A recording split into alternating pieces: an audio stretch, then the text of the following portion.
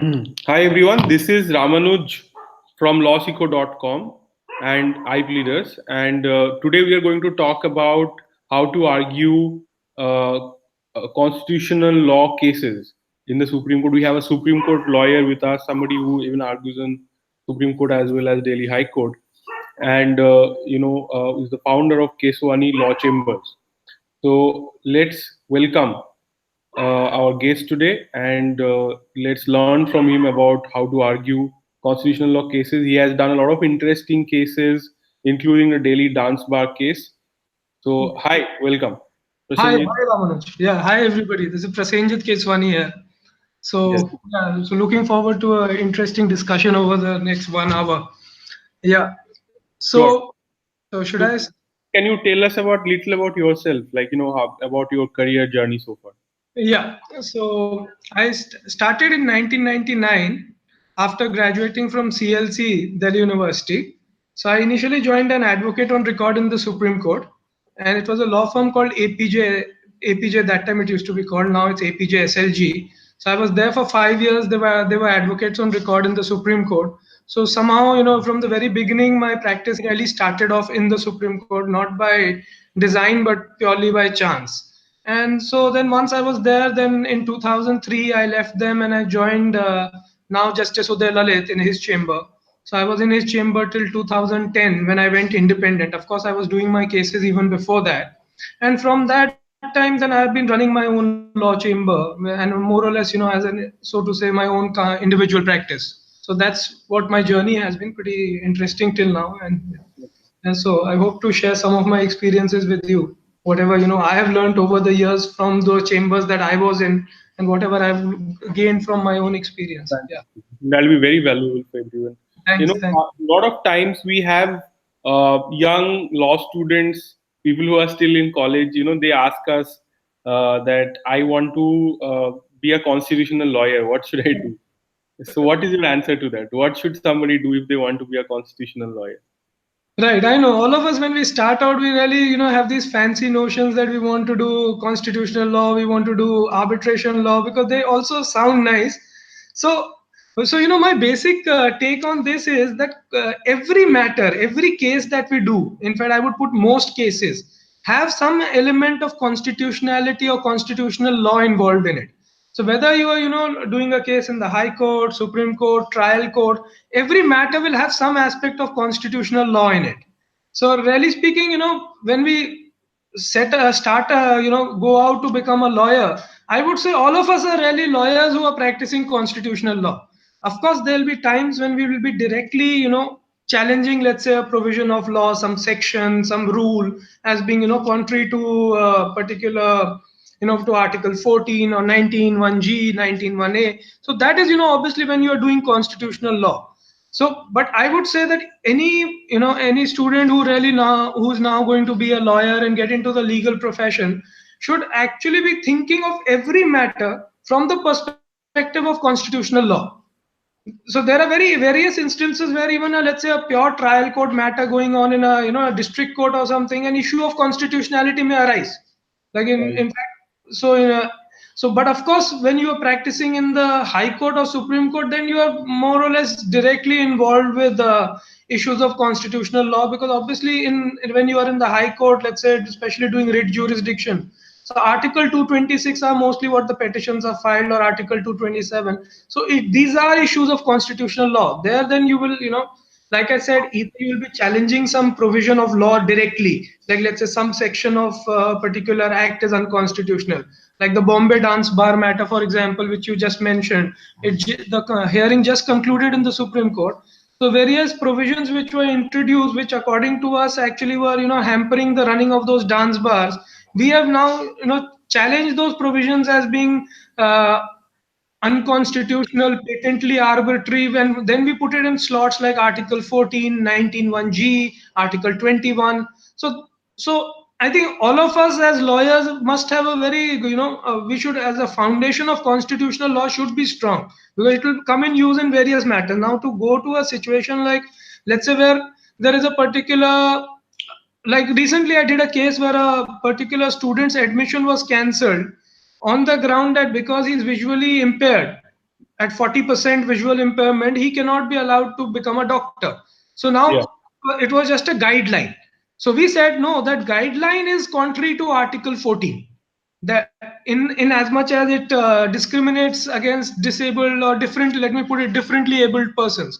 So every matter will have some aspect of constitutional law, and obviously, as students of if we start look up constitutional law, read judgments on, especially the latest, there's a lot of law coming out at the moment, whether it's the right to privacy, whether it's the 377 judgment, so, or whether it was the challenge to the IT Act. So if we read those judgments, that's one of the best way as stepping stones to understand how constitutional law can be applied to different fact situations or different cases. Yeah. I always have heard and I've thought that, it is easy for tax lawyers for some reason to become constitutional lawyers because we have Nani Palkiola, we have Yes. Salve, Mm. because you have, in case of uh, Yeah.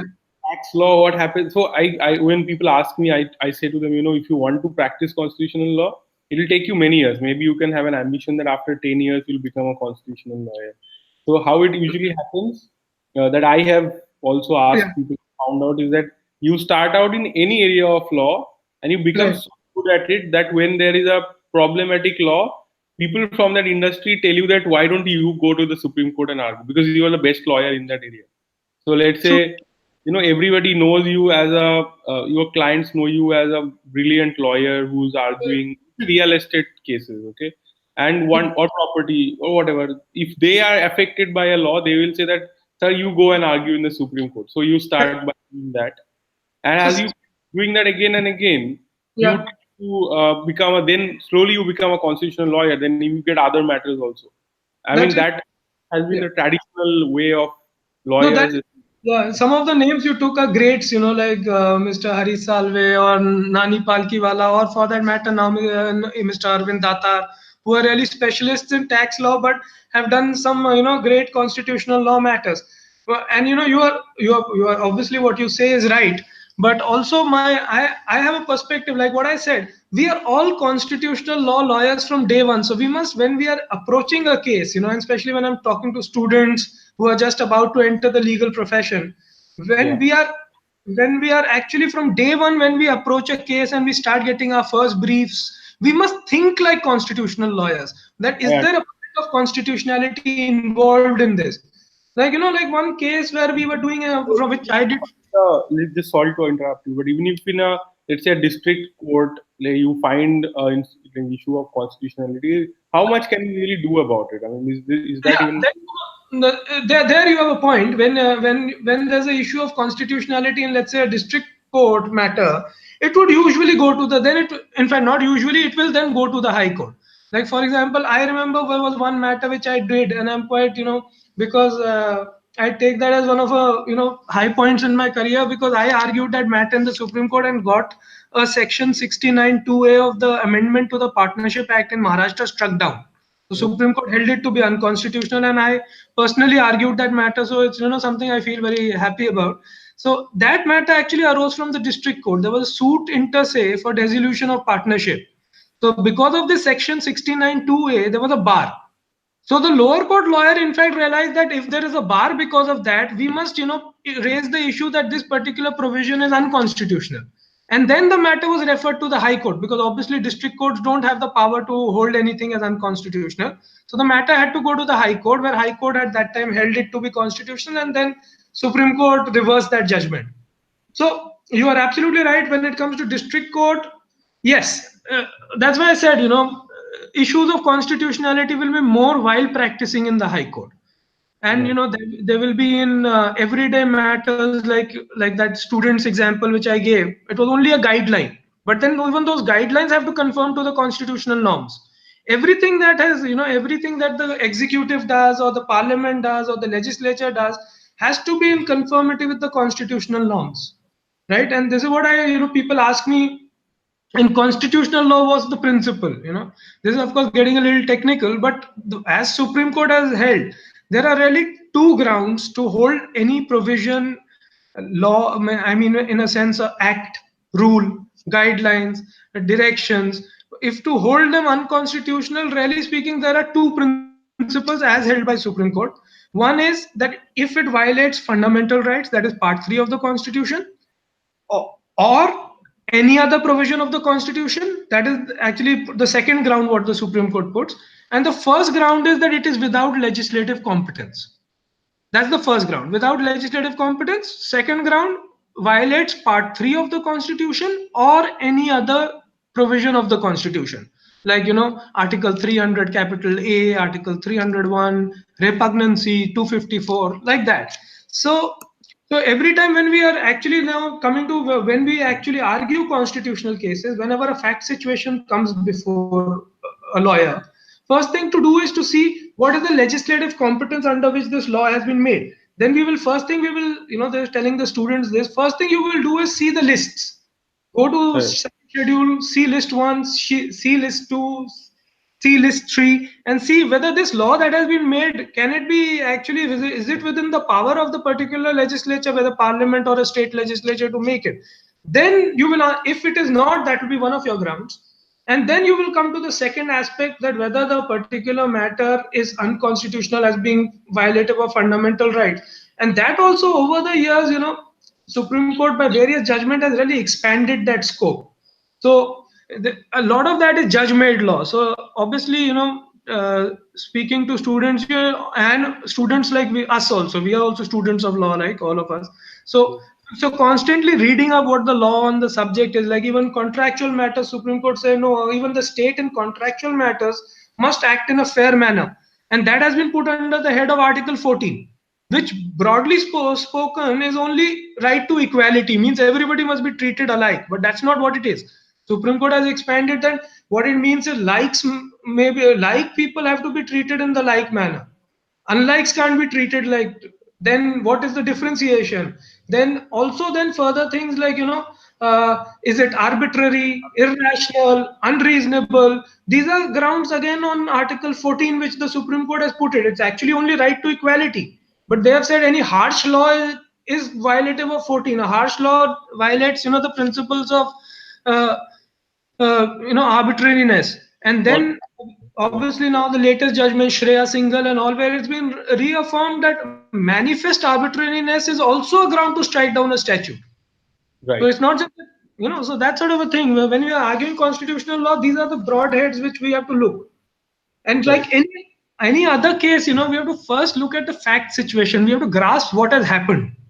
Then we will go to what the law can be applied. And like any good lawyer, if you're well aware of what are the judgments, what are the law, what is the law on various subjects, like the example what you Ramanujan was just now saying, that about tax lawyers or let's say real estate lawyers, or someone who's a particularly very good in a particular field of law, if that issue arises, people obviously want to engage in.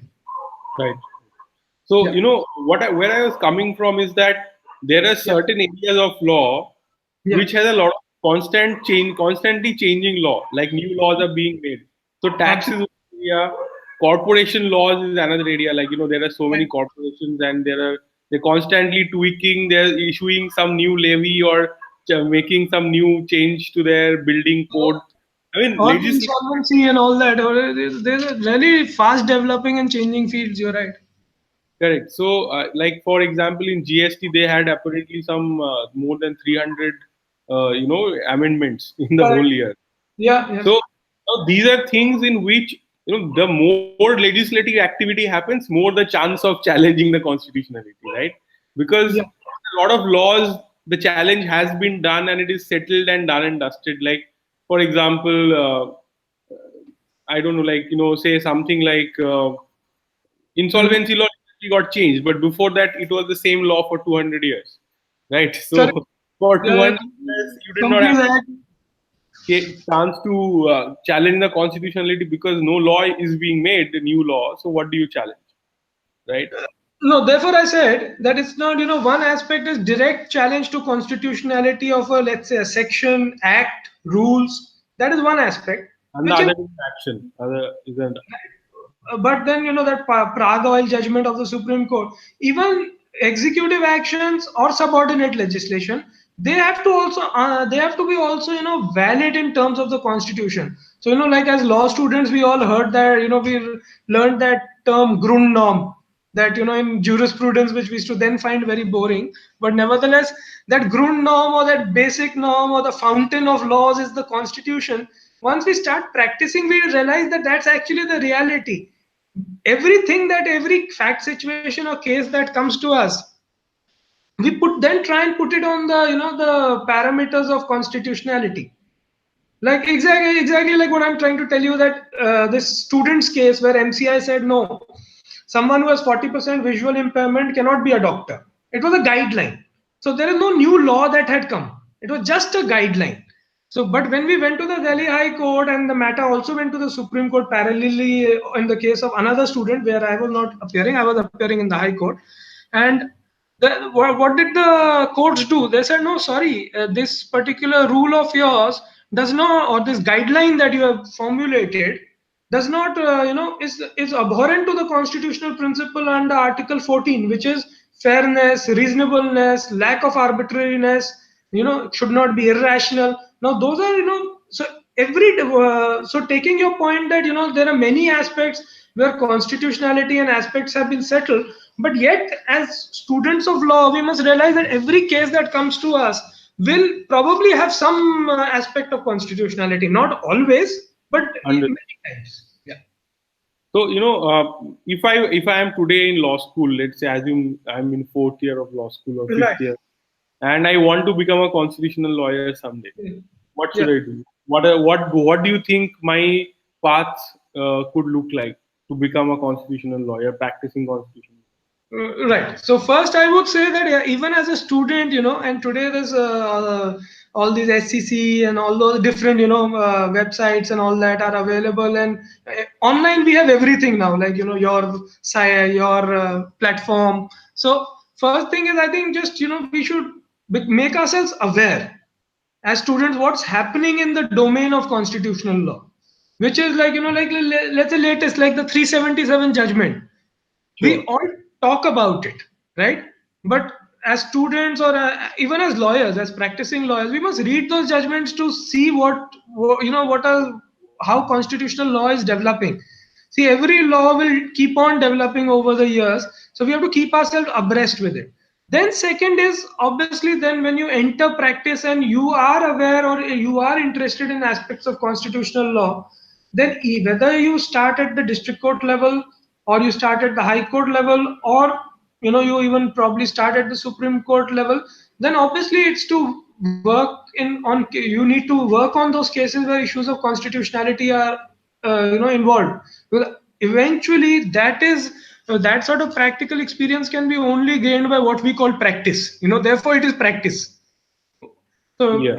all of us are practicing, probably in lighter vein, if I may say, at the cost of our clients. So, so we just so that's the path to take. First, you need to, be well read. You must understand the concepts of constitutional law, and then only, would you be in a position to be a practitioner of constitutional law.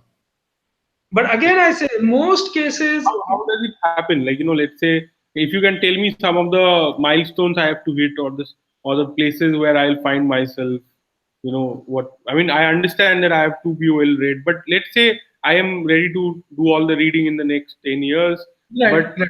it will take me 5 years, 10 years to get there to start No, arguing always, no, no, no. I think it's a constant process. So I think any student some of the students who are coming out now, probably in a year or two, are much smarter than what we were in a decade, with all the information at there. And the new lot is very smart. They're very sharp, very smart. So obviously they're all catching on very well. Obviously, you have to, eventually you have to join a chamber which probably has these sort of cases. Right. That's the only place where you can learn. Or in the alternative, not everybody is very fortunate to have, let's say, a good senior or a good chamber.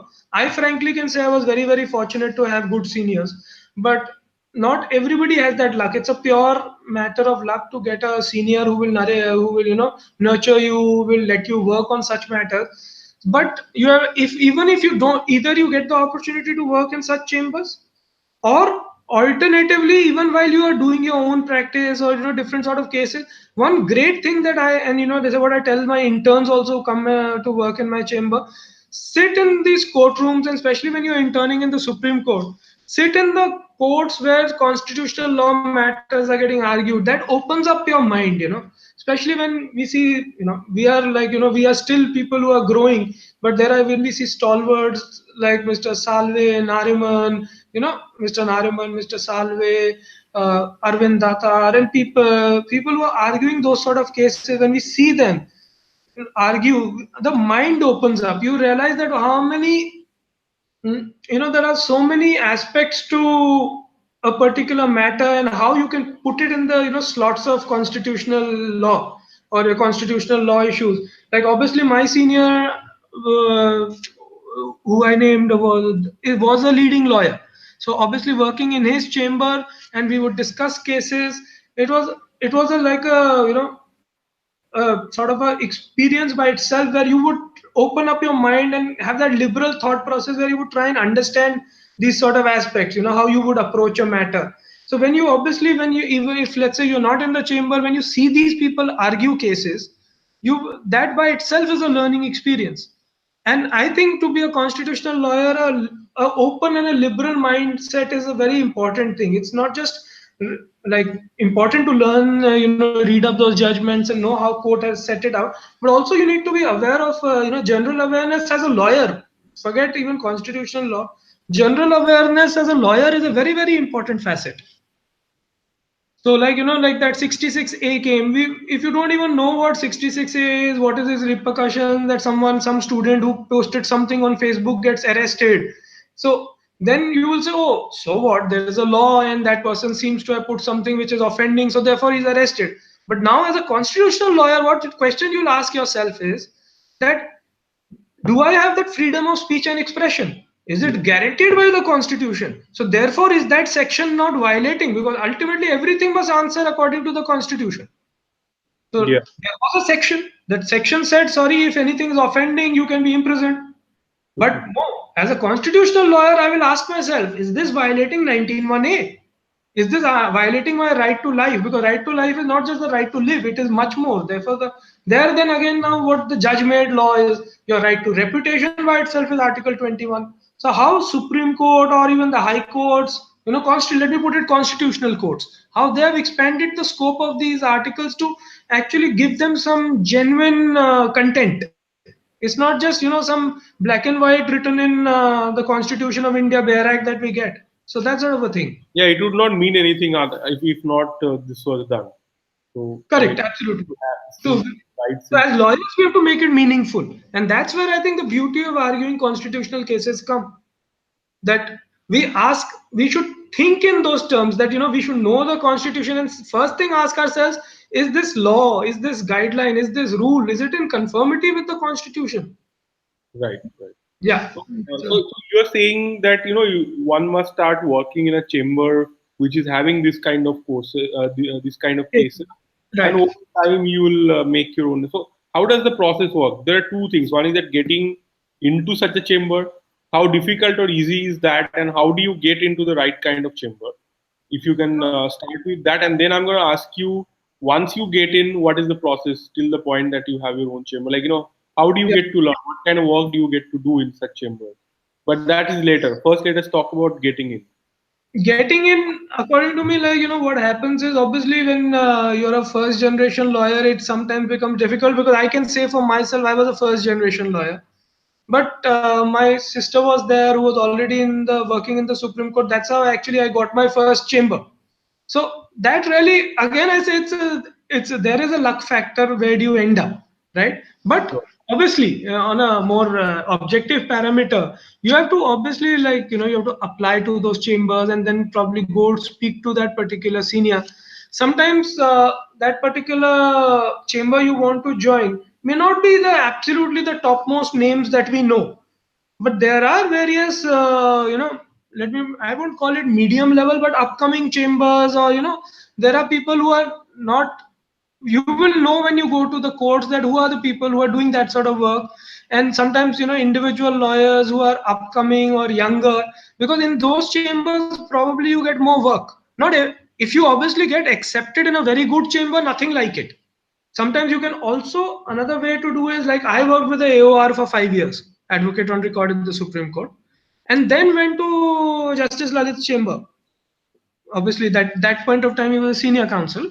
So so so today, in fact, there are various other ways also which are available. One is the law clerkship with judges. That's one wonderful way to actually see topmost counsels arguing in courts day in day out, and learn how to, various aspects of constitutionality, whether it's in the high court or whether it's in the Supreme Court. That's one aspect. Second is like what you asked, how do you go about it? Obviously, you send them your CV, and you try and pursue with them or follow up that, if there is a opening available in the chamber, go speak to them.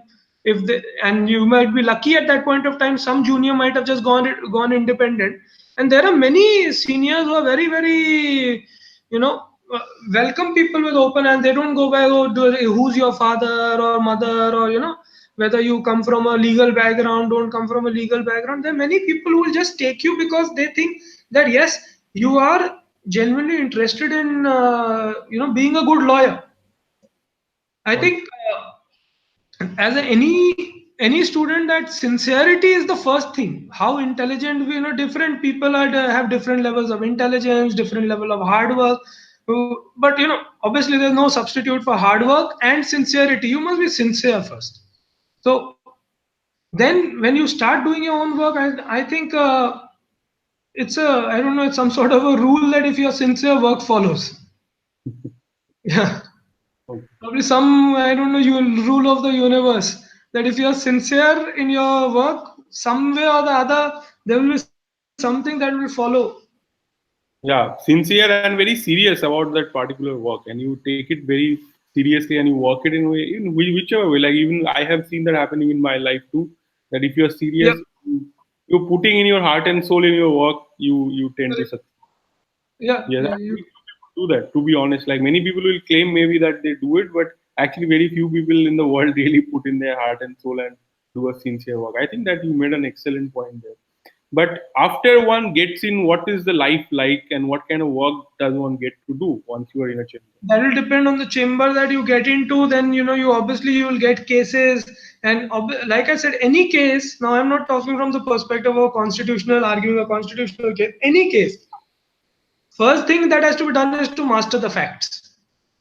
You must know your documents in and out. What is there, which page, what was said, what were the dates, what happened. And then, like I say this to people, that law is all logic. Then you have to apply your logical ability, what must be happening or what would be the law really on the subject. And then with experience or research, first let me put it research, and then with experience you will figure out this is the particular law that applies to this subject matter. Then on that, what is the judge made law or what are the precedents. First you will go to the bare act, whether you are doing constitution or any other provision. First thing, please see the bare act. Then see how have the judges over the years interpreted that law. And then you, that facts with that law is what, you will go and argue before a court of law. Sure. So again, being well prepared is a facet of sincerity, right? Yeah. So, so, so if you can tell me, like, what does a day look like for a young lawyer working in a chamber which does a lot of constitutional law work? So, what would a day look like? See, I think, typically any, morning, most courts in, let's say, High Court or the Supreme Court in Delhi, High Court in Delhi and Supreme Court starts at 10:30. So usually where there are one or two cases or more cases in a chamber, you don't know whether your case will get over at 11 o'clock or 4 o'clock. So, as you are also well aware as a legal professional, till 4 o'clock mostly nothing much happens. Only then waiting for your case, and if it goes on, arguing your case. Then post four, really speaking, you start preparing, whether it is drafting, preparing for arguments. So typically, I think an average chamber timing would be, I'm talking about average 8:39.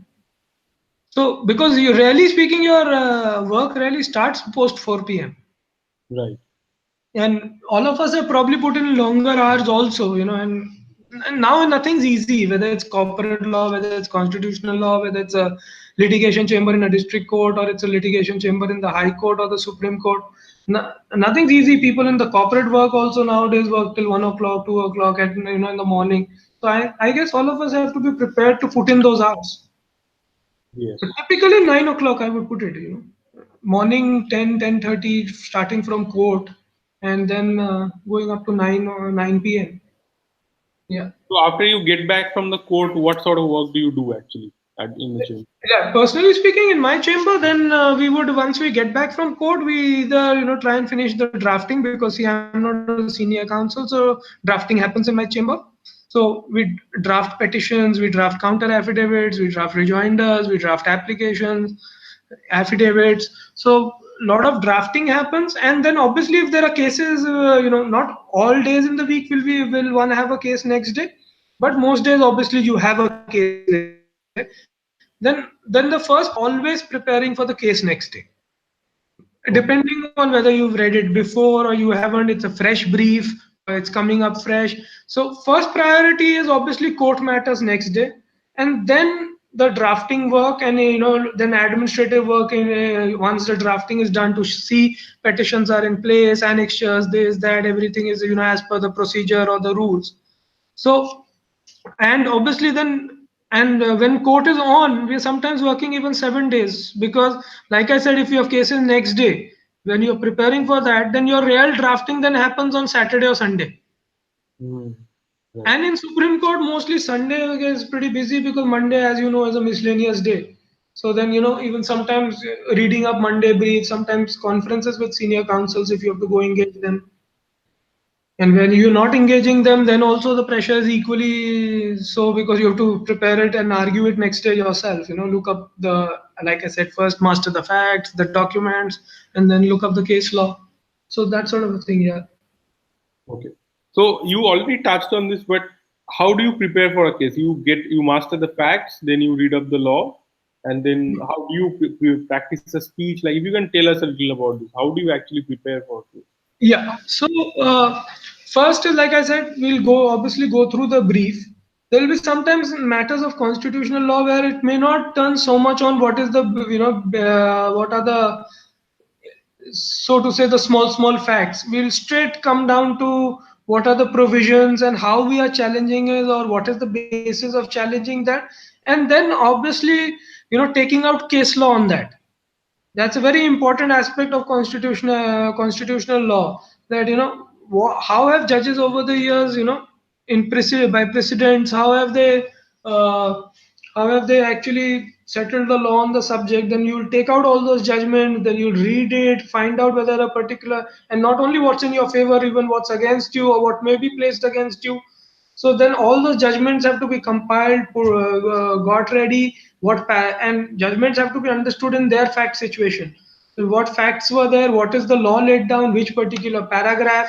So each of that will be marked out, all those books will be put ready. And obviously in your mind, you have to get yourself ready that this is what I'm going to say tomorrow. Some people obviously are very gifted speakers, Hmm. in a, like, let's say, in a public platform or in a court of law. There are some people who are very gifted, they just automatically go and start off. Frankly speaking, I'm probably not in the same category, so I have to rehearse that this is how I will go about it, this is how I will structure my arguments, this is probably going to be my opening line. No harm in telling people that it's different strokes for different folks. So an important aspect is structuring your argument. What are my challenges, what will I say for this, what is the law that I will rely on this. Like, let's say, just to give an example, in the recently concluded dance bar hearing that we had, so we were challenging a certain section as being violative or repugnant to a particular section in the Indian Penal Code, a criminal provision under the Maharashtra Act. So we then took out all case law on repugnancy. So obviously you will read of those laws on repugnancy or those judgments on repugnancy, which are the relevant paras. Then you will put certain provisions we were putting on arbitrariness. Then we'll take out all those latest judgments, Shaira Bano, and uh, uh, that Nikesh Kantilal Shah, all those latest judgment we'll take out. Then we'll see which are the relevant paras in that judgment. So that's how I would typically go about it. Some days, yes, you have to go through the documents, facts, and all. Sometimes we will straight come to this is the provision that's being challenged, and these are the judgments on the point, and how sometimes there are conflicts. Sometimes, so therefore, you have to know the judgments on both sides, and then try and reconcile the conflict or argue that there is a conflict. Right. Yeah. So great. So now what role does a junior play in all of this? Very important, I think, because when you are preparing, and especially when there's a big matter coming up, then you obviously need the assistance to take out case law on the subject, and let the junior reads that case law. Not that you don't have to read. Obviously, you have to read, because especially when you are in the line of fire and you're going to be arguing, so you have to obviously read yourself. But the junior can do a lot of spade work, taking out the relevant case law on the subject. Obviously, one will do your own research also, but many times it's very helpful that suddenly my junior will come and he'll say that these are the three judgments, and you'll find that they're directly on the point. So here, when the junior is doing that sort of work, the junior also is developing his ability or thought process on these aspects. So a lot of people, when we get out of law school, really speaking, we don't know a lot. Obviously, things have changed with the, like I said, the present generation is very intelligent, very smart, very clued in. But still, when we get into the profession, there are various facets which we do, which juniors don't know or we did not know. When you start working on matters, taking out this case law, you also start learning. And tomorrow, when cases will come to you, you will know, oh, this sort of a case, this is what I can say. Yes. Yes. You'll also know the cases. In fact, you'll already know that this was the case. Of course, yeah, yeah. So when you're saying that, as in our chamber, we in fact discuss cases a lot amongst ourselves, because that that whole process of discussion by itself teaches you so much. It's not only that I am someone in my chamber and working with me, so I am teaching that person. No, it's a two-way street. For me also, it's a learning experience. And further, when we go brief, let's say someone who is more senior to me, senior counsels, designated seniors or leading counsels, when we go to them, we also see, oh, look at his perspective, how he approaches a matter. So every time, even for us, that observation, that understanding, how did he approach, oh, why did I not look at it like that? Or maybe, oh, excellent, he's taken out his judgment, or he's taken out a way. I will know next time that I should approach a case in a particular way. Yes. Yes. Totally. So so it's a learning experience for us also. So one important facet in a chamber is to discuss cases. Wonderful. Not just All that I've read it and the junior should just do something, keep it and go. No, that discussion process by itself will be a learning experience. Like a recent experience where I had a case, an insurance case, nothing to do with constitutionality, and I felt, oh, it's nothing, there's no case on it, and an intern found a judgment which actually completely said, oh, that our sort of loss would be covered by the policy, which I was thinking, no, no, reading the policy doesn't seem so. But an intern who was probably in the second or the third year, they took out a judgment. So for me also, every day, it's a learning experience. wonderful. Yeah. So, if you can tell a little about, like, do you craft a different line of argument for different judges? How do you like? How does this work? Like, do you cater to a different judges in different ways? Yeah, obviously, knowing, understanding the psychology of a judges is also a very important part of of practice. Sure. So whatever is there in your case, obviously, is there. Whatever is the law, you have to place that. Sometimes, depending on what's the thought process of a judge, which you know by experience, and this is what just Mr. Fali Nariman once in his book, in his earlier book, had written that as juniors, I would tell you, please sit in a court of law or in a courtroom and understand the thought process of a judge, because eventually you will be before that judge. Like you will know, oh, this judge in such cases, has this sort of an approach. Yeah. So this is not what I am saying. This is what Mr. Fali Nariman in his book said, that one thing which he, in his chapter where he makes he gives wisdom to juniors, and somebody as great as him can give that wisdom. So he said, you sit in a courtroom, you will understand how a judge, thinks, or his psychology is, and therefore, obviously, when you will structure or you will modulate your arguments according to whichever judge you are in front of. Absolutely. So, so how, like, how do you prepare for like how to argue in the court itself? Like you said that you figure out what to say and all of that. But is it that lawyers do run their arguments through somebody else, or they have like is there any process for that to identify what to say, what not to say, or Yeah, I think so. I think that's where the what we in the legal jargon call conference. Some of the students who are probably who have come on to the webcast would think what a conference would mean, where there are these, and I get interns, they don't know, they ask me, conference, are we going for a conference? And I would say, no, no, no, conference doesn't mean that where, there are these speakers who have come and there's a whole gathering. Conference is the legal jargon for meeting between lawyers. So either you will be going with a senior counsel or client is coming to meet you. So yes, what you're going to argue or what is actually to be tested in your chamber.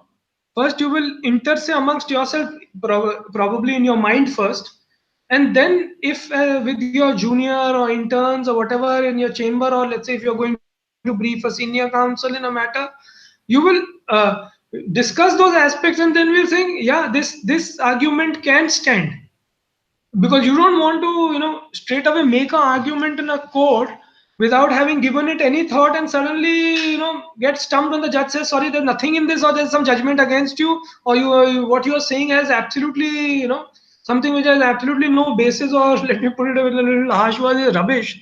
So rather than doing that, it's better to first think about what what your arguments are going to be in your chamber itself.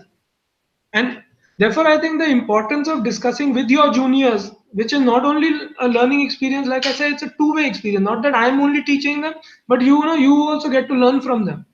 And this is the experience we had I had personally in the chambers I was, where we used to discuss matters that, oh, this is the argument, this judgment said this judgment was interpreted in this way.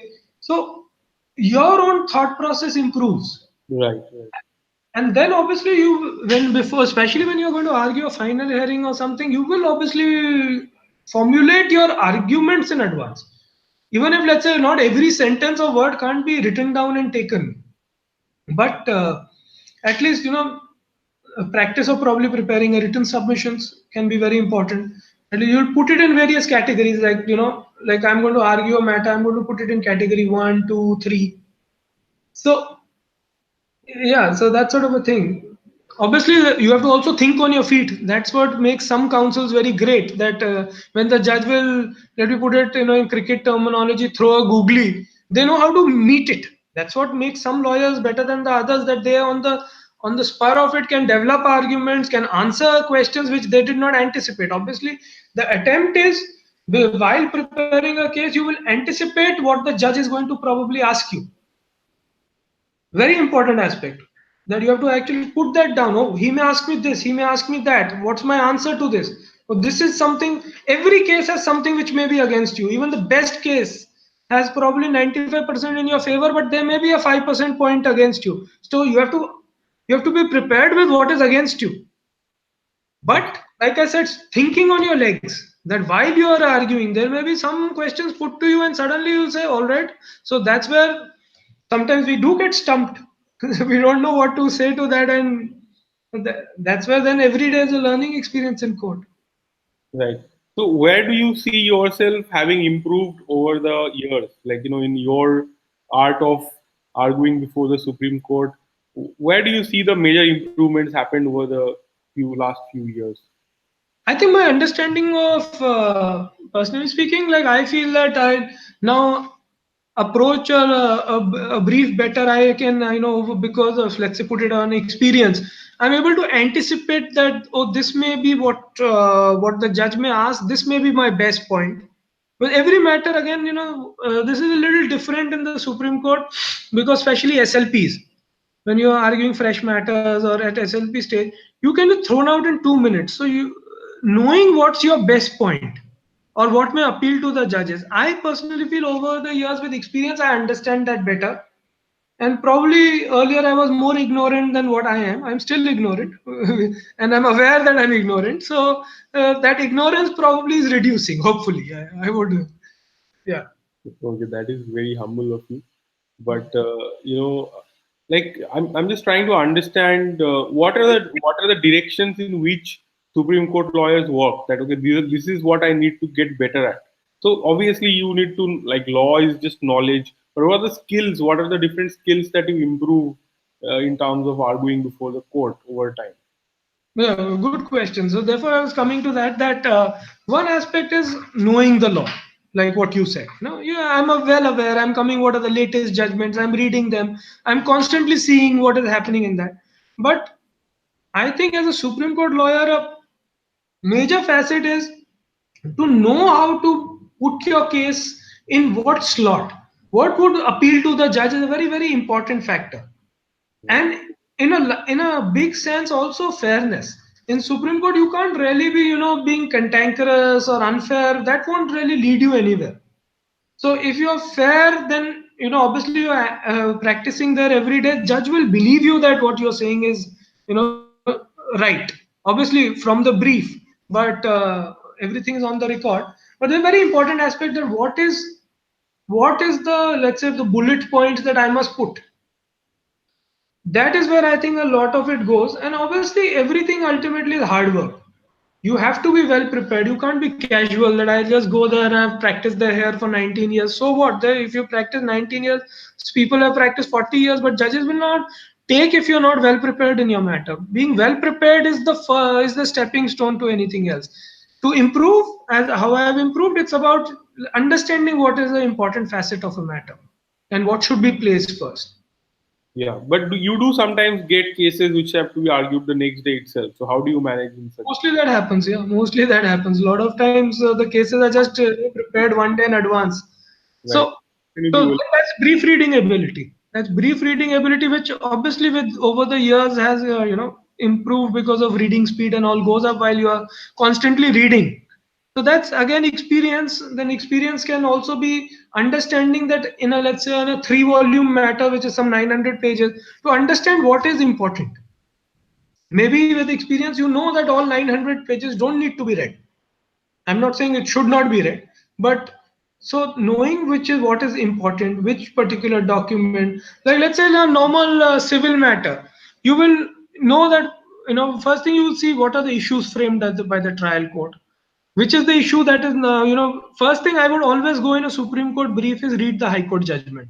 See what this is how my senior used to approach. I also learnt it, that first thing is please read the impugned judgment, because in the Supreme Court you are up against a High Court judgment. See, usually, I mean, unless it's Article 32 or something, so you will see what did the High Court do, what how has the High Court discussed the matter. Then you will try and, because you are appealing that matter, you'll say, oh, according to me this may be erroneous. Then you will see how did the courts below approach that issue, how was it argued by you, what was the discussion by the, let's say, the trial court, first appellate court, or then thereafter the High Court, or let's say the district judge and then the High Court, how did they particularly deal with a particular issue. So always in a Supreme Court brief, first read the High Court order, which is the impugned order, which typically in a SLP is always page one. Read that first, and then try and see what about how the matter has proceeded. So obviously, this is brief reading. Brief reading, how a brief is read, and that's why we say, typically olden times also it used to be said, it used to never be that I'm working in so and so's chamber or I'm a employee there. A lawyer is never an employee. A junior is never an employee. He is he is someone who's reading in your chambers. This is how it used to be typically in the olden days. He reads in this chamber. I also read in my chamber. People will come to my chamber and they're reading there. So with experience you will learn how briefs are read. Right. And therefore many of the top senior counsels, many, like we also sometimes do 4 4 5 5 cases next day, and like you said, they just probably come to you one day in advance. There are people who do 15 cases, 20 cases in a day, like the former attorney general Mr. Rodgi, known to do 15 20 cases at a point of time. So that it's that brief reading ability, experience, knowing what will appeal to the court, and so therefore picking up that point. And therefore, these people who are now stalwarts, we know why are they so successful, and obviously learning from such people. Okay. Yeah.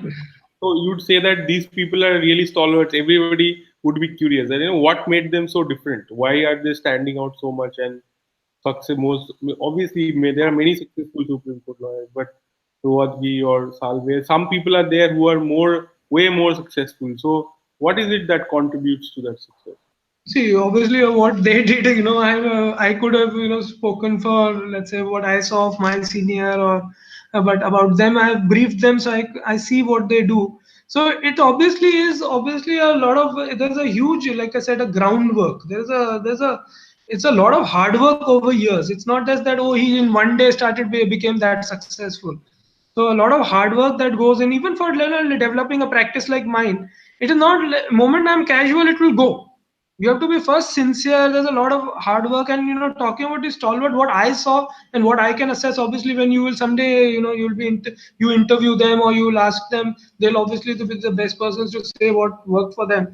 But I think it's a lot about us, that groundwork in law, that those leading judgments, what is the law laid down by the court over the years, and so your first principles of law are very strong, and then you are constantly updating yourself with all the new case law that is coming, and the new formulations of law, how the law is developing. And then obviously some people are more sharp than others, and some have a god gifted intelligence, but even at that stage there's no substitute for hard work, I think. So hard work in developing, knowing your first principles of law, and hard work in whatever is coming your way.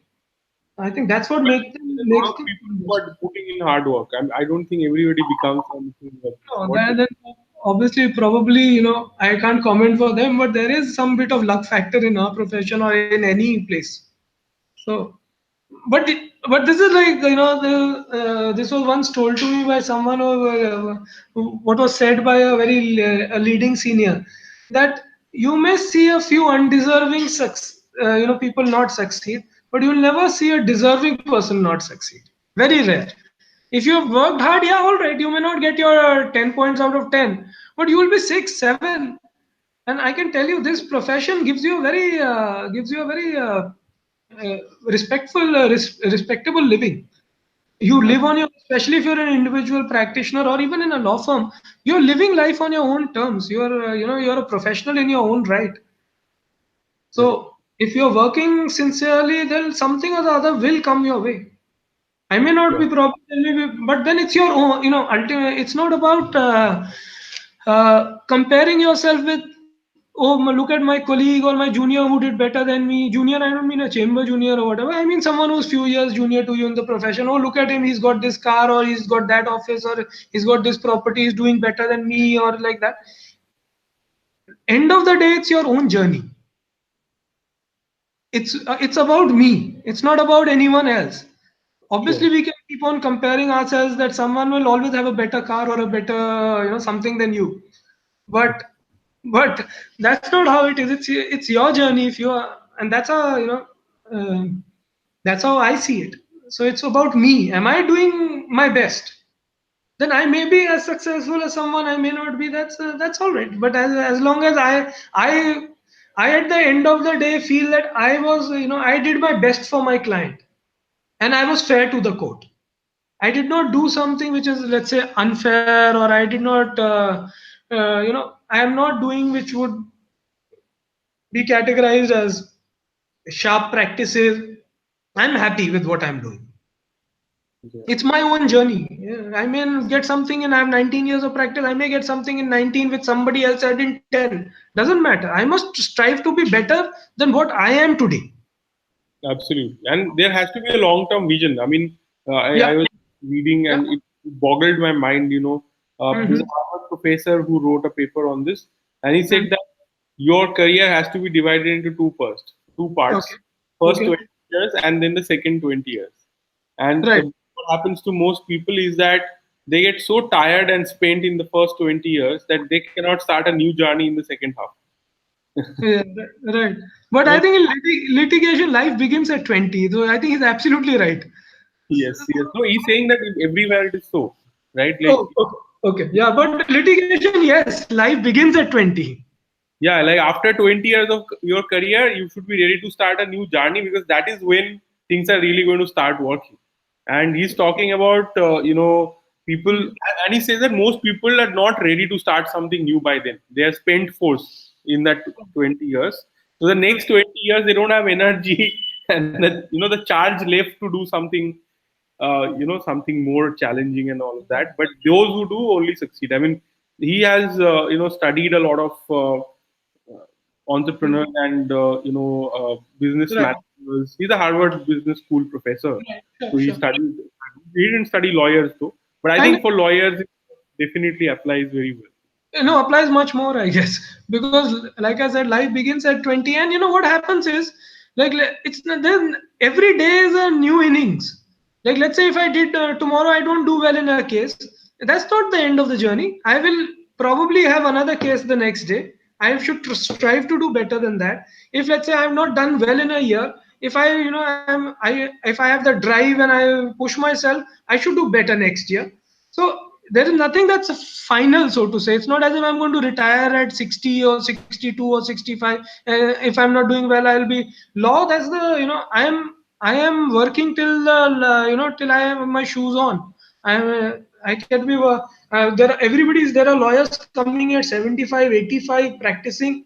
The present attorney general is 80 plus, Mr. Venugopal, and you can see how fit he is, still arguing cases. So touchwood, yeah. So it's your own journey, and you can actually go on. And I think it's a beautiful profession which gives you a very. If you work hard, it will. You may not get as much, and or less or more is not the issue. You will get a decent lifestyle. Can you share something about the work-life balance bit? Because I think a lot of people are scared about the lifestyle that a Uh, creator that's has. a little, yeah. So that, like I said, let me put it like this: when court is on, usually you don't have too much time for yourself or your family, frankly, Mhm. right? But while you're an individual practitioner, you do have. No, but I'm not like I'm practicing as an individual, so I'm not answerable to anyone. That if let's say I don't have a case or something which I have to prepare or something urgent to be done next day, at 1:32 I can say I'm going out for a lunch. I'm not answerable to anyone. So so in that sense you can, because I'm talking purely from the perspective of an individual lawyer. You can always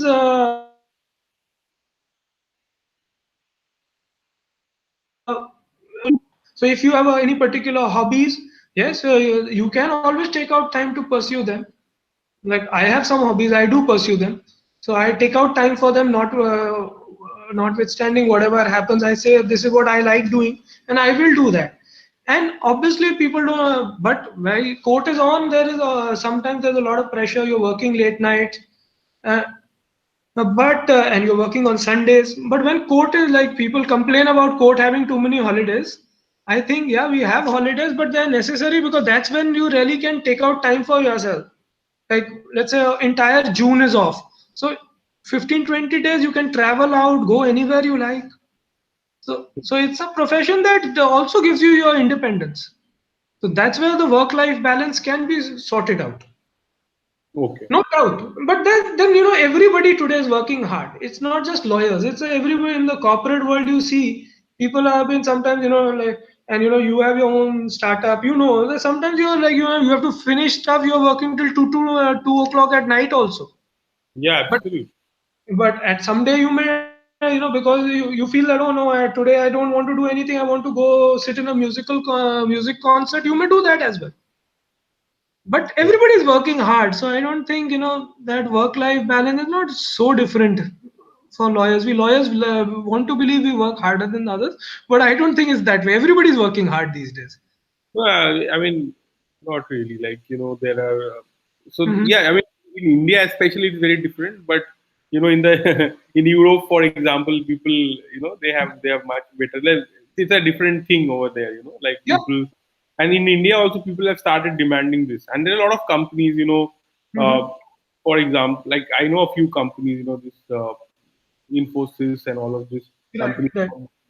TCS, they have like specific work hours, and you have to go home after that. Like you have to go home at 6 p.m. every day, no matter Yeah, what. yeah, there are law firms. I know of a particular law firm. I won't name it, where it's like you come in at 9, no nonsense, have your lunch hour, get out at 5, Yeah, and no Saturday, Sunday. So they manage. It's obviously time management, very important aspect. If you are actually managing your time, obviously you can. Uh, but what happens in litigation, a lot of our part is why we like, or as lawyers, in lighter vein, we like to sit in the canteen and develop what is known as the corridor jurisprudence or canteen jurisprudence. So a lot of time also does go there. So it's that's also part of, let's work life balance. You're enjoying that, that's why you're in litigation. You yeah, enjoy being in courts. We all enjoy being in courts. That's why we stick around. Therefore, like you said, people in fact in the first 5 years who don't enjoy that, the court atmosphere, actually fall by the side and end up doing something else. sure. We have a bunch of questions from some of the viewers. I will quickly take them, although we have run out of time completely. Sure, sure. But let's just see quickly what they're saying. Yeah, Couple yeah. of questions are not related to internship in first year and CLAT, so I'm going to skip these because they are not really relevant right now. These Right. are questions. Uh, can you kindly discuss what are the best parts of being AOR and how can one start preparing for the examination from day one itself? What do AORs look for in junior advocates before hiring them? See, first of all, I'm not an AOR. I practice in the Supreme Court, but I'm not a filing advocate because I do my own counsel practice also. So, but because I've worked in a AOR's office, I exactly know what goes about. So it's not really, again, it's about knowing these leading cases and all. From day one, you must know your law, and when you come to the Supreme Court, you must know the drafting, because I do drafting, even though I'm not a filing advocate, but I draft. So you have to know the procedures. That's as a AOR. Let's say there are two aspects. One is you must know your leading cases. You must know the procedure of the court, which is essentially under the Supreme Court rules, and you must know, how to draft a petition, which every lawyer must know. Why only a Supreme Court AOR? So that is something that's paid work you have to do by working in a chamber or working with a AOR, or not even a AOR, let's say any chamber that works in the Supreme Court. And then I won't say that, moment you enter the profession, you start preparing for AOR. I don't know. Right now, there was that rule, I think is there, still there, that you have to put in 4 years before you can take that exam. So, and about 6 months or a year before the exam, please see the question papers. There is this material which is available, that this is the reading material for the Supreme Court. And if you already know how to do Supreme Court drafting, and you read up that material, which you can do, I don't say that start reading from day one. Please start reading about 6 months before that exam. Prepare yourself, and sometimes people do it just 2 months before or whatever, but please do it about 6 months before. And I'm sure Supreme Court is now a little more liberal in clearing exams because they want people practicing to be awards. Okay. So, Arulika Mishra has also asked, please name some AORs who are willing to hire fresh graduates. There are thousands of them, so I'm Yeah, not. yeah, there are many. I'm not a AOR. We all, my current junior was also was a fresh graduate when he came to me. My Obviously my previous junior I had put in 2 3 years, but that doesn't matter. It's like I said, you have to approach chambers where you like the sort of work, and if there are many people who will just say, all right, today I have a slot available. My previous junior, just like I said, that went independent. Why don't you join me? There are many people who will join, so you it's, and then it's about, what you make out of it, and if you're lucky you'll get a good chamber. Why not? So one of the good advice I had heard while again interviewing somebody is that this was from a very junior person. So Right. she said that I would go and sit in the court and I listen to people arguing, and Right. then you try to decide who I should opt for. You know, Absolutely. And then I will go and approach them, and I'll ask them that, I'm looking for a job. Is it possible? And I know one person who got a very good job, very well paid juniorship with a very well known lawyer, just by doing this, simply by going and asking, right, in the correct. corridors of the court, right? Like I So said, it's not always about that you have a background in the legal profession or not. Many times it's just, you know, we are sometimes ourselves, even at this stage, sometimes we are apprehensive about asking things. But if you go ask, sometimes you get, and there's no harm. You can ask a lawyer what's wrong. There's nothing wrong. Go worst up, they approach will say is someone. no, right? Worst they will say is no. So Worse they'll say no, or they'll say that no. I've gone through that. There were a few people who told me sorry, we don't have any sitting space and all. One figured out they didn't want you, but that's all right. I asked the third person who said yeah, join me. Like I got that AOR's job, and then I joined one of the senior counsels. Who Well, it was a wonderful experience. So just things worked out for people. Worked out for me. I'm sure it'll work out for most people. So that's how. Yeah, that was absolutely right what you said. Just go approach people. yeah. So we have Aman Divedi who's asking, who's thanking the LawSikho platform. So welcome, Aman. Uh, Thanks a lot to the speaker who has not only pointing how to work in law career and gain maximum. Thanks a lot. He's thanking you. Thank you so much. Yeah. Okay, Aman. Thank you, Aman. Okay, this is not a question. This is only a. He's just thanking you. And he also said that he loves the concept of canteen jurisprudence. Oh, okay. Yeah, that's important. Very important. No, no. A lot of things are actually decided. A lot of the thought process develops there. Don't Let's not undermine it also. Right, sure, sure. Yeah, it's important. Like, you are discussing with your peers. It is very Yeah, important. you discuss with your peers, you discuss with your seniors. Very important. And obviously, you have a good cup of coffee. He's also asking how to develop good research skill. So if you have any, Yeah, research skill now. There was a time when olden generation lawyers used to be abreast with what judgments have come from court, read up AIR. That time there used to be that AIR and used to be the main journal and maintain diaries. We saw when I entered profession in 99. I saw, people like Mr. Ashok Desai, the former attorney general. He would have a small diary where every aspect of the law would, case law would be written. Or even I used to more recently, Mr. Sham Diwan, when he just shifted to Delhi and we would brief him, we would see he would maintain his diary. But now obviously everything is online. So one thing is obviously research skills is please keep updated with whatever judgments are coming. So once you read those judgments, you'll figure out, oh, this has happened. So that's one aspect that you will know what the law is. And second is then obviously there are these electronic tools available, right. like platforms like yours, or there are various websites that are there. So obviously you must know what concept are you looking for, key in those words, and then try and get those judgments. Like if And I'm like the example I gave, I'm researching repugnancy. So key in repugnancy, Supreme Court judgment. Then that obviously you develop with experience. You try and figure out, and then that's how the research skills are developed. understood. So Yeah. this is I think we will have to bring this discussion to end. We have Thank you overshot so our much. time already. Thank you so No, much, everybody who joined us, and especially you, Prasenjit sir, for joining us and sharing so much of your wisdom and your ideas with us. I am sure everybody is finding this very valuable. And thank you so much. all those who joined today, definitely subscribe to the channel, and do join us tomorrow. Every weekday we have 8 to 9 p.m. we have an hour with LawSikho, where we call eminent guests and people with interesting experiences to share this with you. And definitely subscribe to the channel and click on the notification button so you don't miss any of the videos that we share. Thank you so much for joining us. And also, apart from weekdays, on weekend, also on Saturday, we have 4 to 5 p.m. Sunday, we don't have an hour with us.